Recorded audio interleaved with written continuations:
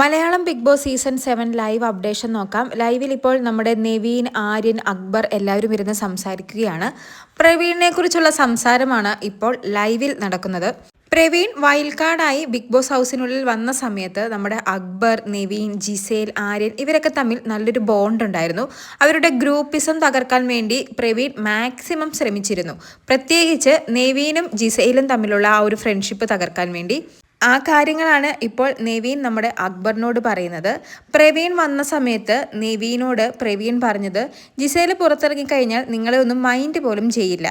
ജിസേലിൻ്റെ friends എല്ലാം ബില്യനേഴ്സാണ്. ദുബായിലുള്ള ഫ്രണ്ട്സിൻ്റെ പുറകെ പോകുമോ, അല്ലെങ്കിൽ ഈ കേരളത്തിൽ കിടക്കുന്ന നിൻ്റെയൊക്കെ പുറകെ വരുമോ എന്ന് നമ്മുടെ പ്രവീൺ നെവീനോട് ചോദിച്ചിരുന്നു.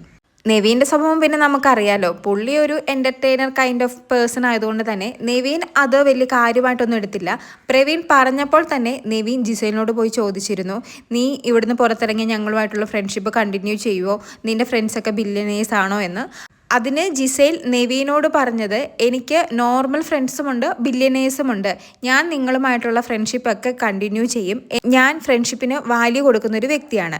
എന്തായാലും ജിസേലിൻ്റെ ആ ഒരു വർത്തമാനം നെവീന് കൺവീൻസ് ആയി തോന്നിയത് കൊണ്ട് തന്നെ ആ ഒരു പ്രശ്നം പറഞ്ഞ് നെവീനും ജിസേലും തമ്മിൽ വലിയ പ്രശ്നമൊന്നും ഉണ്ടായില്ല. എന്തായാലും പ്രവീൺ വന്ന സമയത്ത് അങ്ങനെ ഒരു കുത്തിത്തിരിപ്പുണ്ടാക്കാൻ വേണ്ടി ശ്രമിച്ചു എന്നാണ് ഇപ്പോൾ നെവീൻ അക്ബറിനോട് പറയുന്നത്. എന്നാൽ അക്ബർ പറയുന്നത്, ഞാൻ പ്രവീണിനോട് അധികം സംസാരിച്ചിട്ടില്ല. കാരണം അവനോട് സംസാരിക്കുമ്പോൾ ഒരു നെഗറ്റീവ് എനർജി ആയിരുന്നു. അവൻ്റെ സംസാരം മൊത്തത്തിൽ ഒരു നെഗറ്റീവാണ്.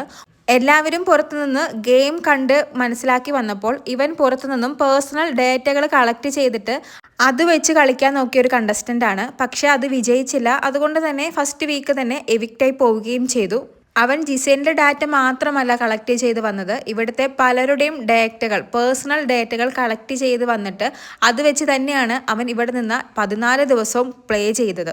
പക്ഷേ അവൻ്റെ ആ ഗെയിം സ്ട്രാറ്റജി വലിയ രീതിക്ക് വർക്കൗട്ട് ആയില്ല. അതുകൊണ്ട് തന്നെയാണല്ലോ രണ്ടാമത്തെ ആഴ്ച ഔട്ടായി പോയതെന്നാണ് അക്ബർ നെവീനോട് പറയുന്നത്. എന്തായാലും നെവീൻ ആ സമയത്ത് ഈ കാര്യമൊന്നും അക്ബറിനോട് പറയാതെ ഇപ്പോൾ ലൈവിലിരുന്ന് അക്ബറുമാരുമായി സംസാരിക്കുകയാണ്. കൂടുതൽ ലൈവ് അപ്ഡേറ്റുകളുമായി വീണ്ടും വരാം.